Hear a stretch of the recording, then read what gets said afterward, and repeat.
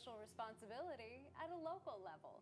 I'm Jill Horner. This is Comcast Newsmakers. With me is Bill Taylor. He's a volunteer for the New Jersey YMCA State Alliance. Thanks for being with us. Great to see you. Thank you.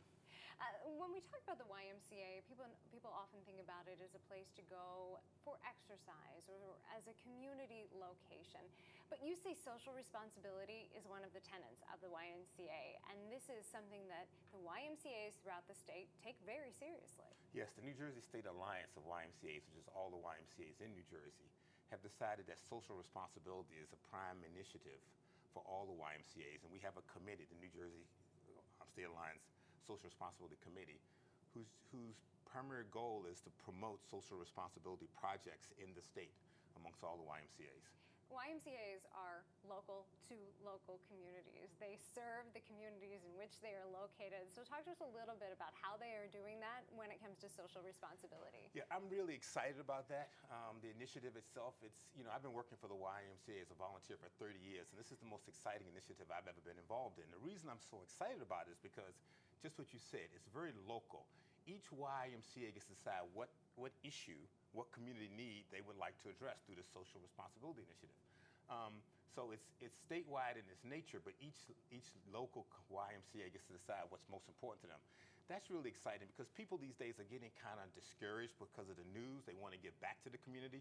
This is their chance to give back. So I'm very excited that the YMCA has used its, I want to call it its muscle, its membership, which is really its muscle, the army of volunteers that it could potentially provide to organizations to help on projects that each of the individual communities feel that is most important. And let's get into some examples of that, because these are organizations that work to serve local communities, so they understand the needs of their membership. They understand the needs of the neighborhoods that they serve, so that they can best pick projects, best pick these social responsibility initiatives that serve that membership. But what are some examples of what they're doing? Yes, I want to stress the importance of the collaboration between the YMCA staff and the volunteers with the local other nonprofit organizations. So if you're in a local area and you decide hunger is what's most important to you, which is one of the ones that my area YMCA has chosen, you partner with different nonprofits to do work on hunger.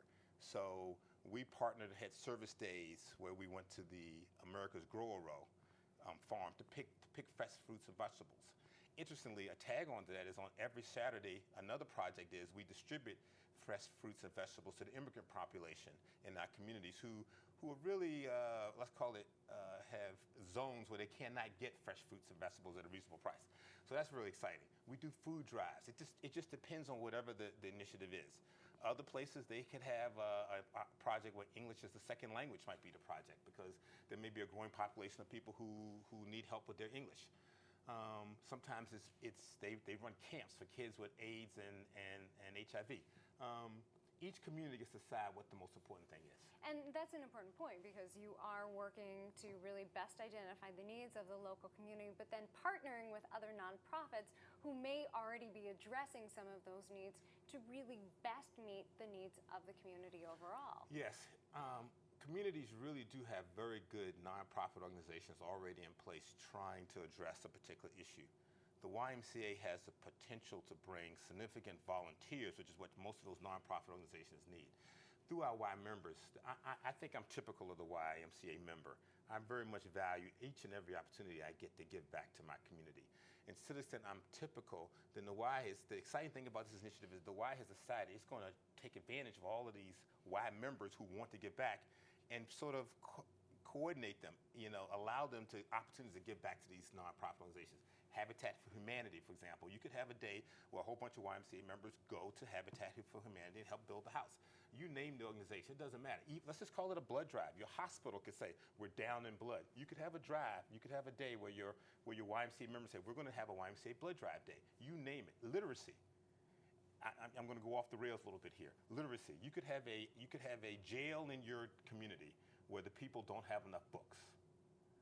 we have all these books in our community that people aren't using. You could have a book drive where you give it to people in the jail who need it, who would help their education. And those are just some examples of how this could work, and this is an initiative that happens throughout the year. But I want to quickly ask you, you are having a conference March 31st, 2016, to really bring all of these ideas together at a one-day conference. Yes, the Social Responsibility Committee, which is I'm on, runs a conference every year.